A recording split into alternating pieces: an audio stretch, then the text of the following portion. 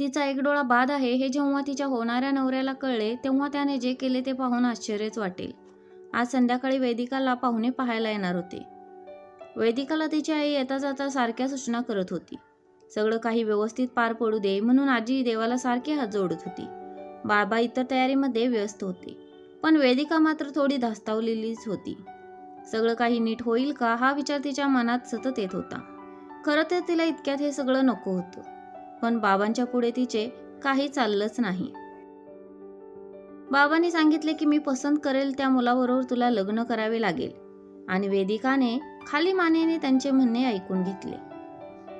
नाईलाजाने का होईना वेदिका साडी नेसून तयार झाली. हलक्या गुलाबी रंगाची साडी आणि साधा मेकअप यात अगदी नक्षत्रासारखी दिसत होती वेदिका. तिचा तो गोरा रंग, बोलके डोळे आणि कुरळे केस सगळे तिच्या सौंदर्यात भर घालत होते. आजीने लगेच बोट मोडून तिची दृष्ट काढली. इतक्यात बाबा सांगायला आले की पाहुणे आलेत. सगळेजण त्यांच्या स्वागताला दारापर्यंत गेले. रूममध्ये आता वेदिका एकटीच होती. तिने एक दीर्घ श्वास सोडला आणि स्वतःशीच म्हणाली, इतके टेन्शन नको घेऊ वेदिका, अजून मुलाने पसंत थोडीच केले तुला. आणि मग स्वतःशीच हसली सुद्धा. पण थोडेफार टेन्शन अजूनही जाणवतच होते. तिकडे हॉलमध्ये पाहुण्यांचे चहा पाणी झाले. त्यानंतर सगळ्यांनी नाश्ता केला. तेवढ्यात वेदिकाला सुद्धा तिथे बोलावून आलं. वेदिका तिथे गेली आणि तिच्या आजीच्या बाजूला जाऊन बसली. खाली मानेने तिथे सोफ्यावर बसून मुलाची आई जे काही प्रश्न विचारत होती त्याची उत्तरे देत होती.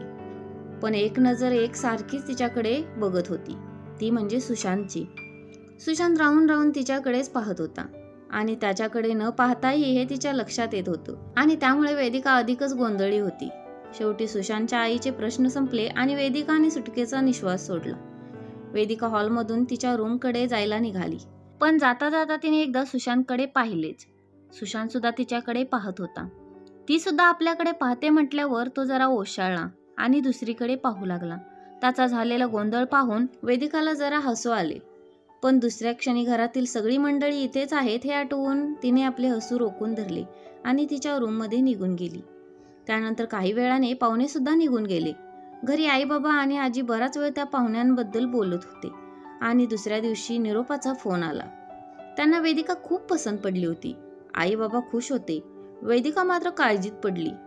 विचारत पडलेल्या वेदिकाला पाहून तिच्या आईने तिला विचारले, वेदिका काय झालं, तू खुश नाही आहेस का, इतक्या काळजीत का वाटत आहेस?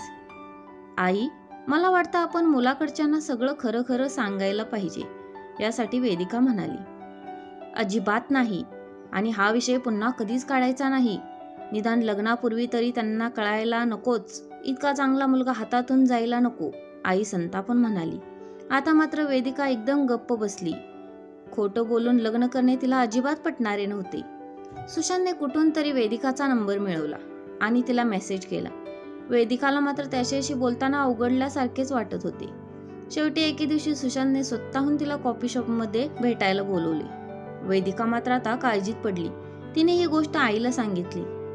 आता होणारा नवरा एकदा भेटायला बोलवतोय म्हटल्यावर जायला काही हरकत सुद्धा नव्हती. आईने तिला जायची परवानगी दिली, पण जाताना सक्त ताकीद सुद्धा केली, सुशांतला काहीही खरे सांगायचे नाही.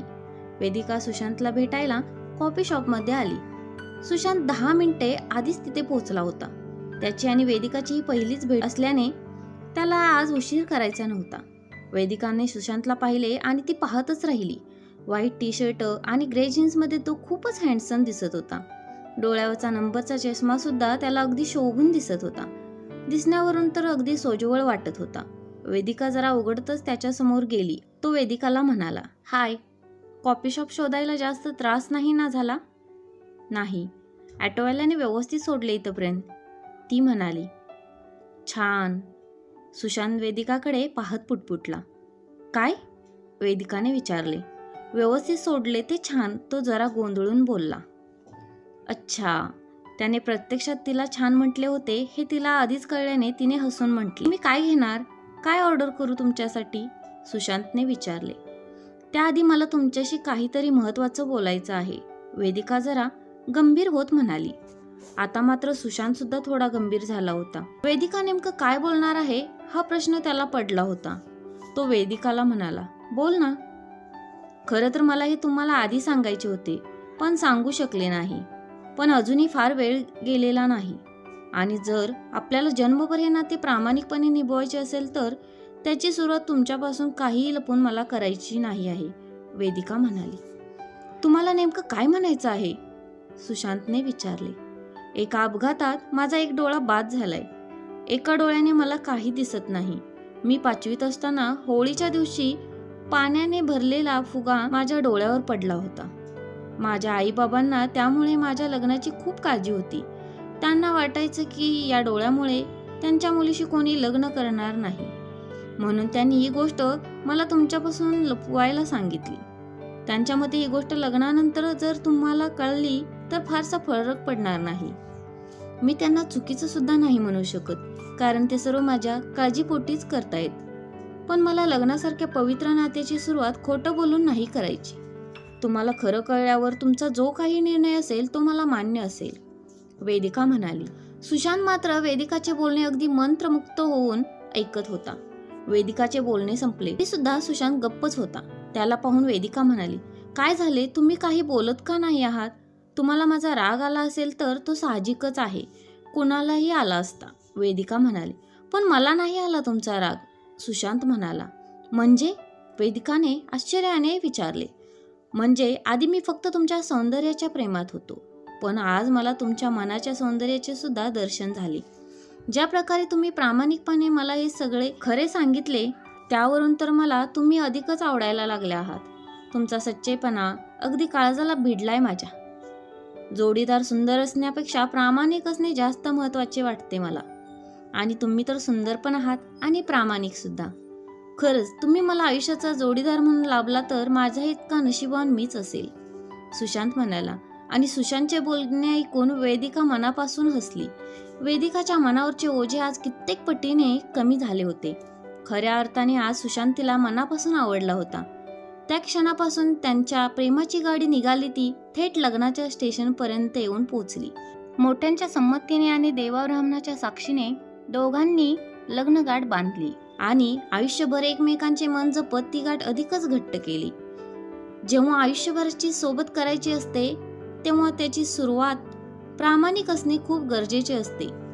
खोट्यापासून केलेली सुरुवात बरेचदा नात्यामध्ये कटुता निर्माण करते. तुम्हाला काय वाटतंय हे कमेंटमध्ये नक्की सांगा.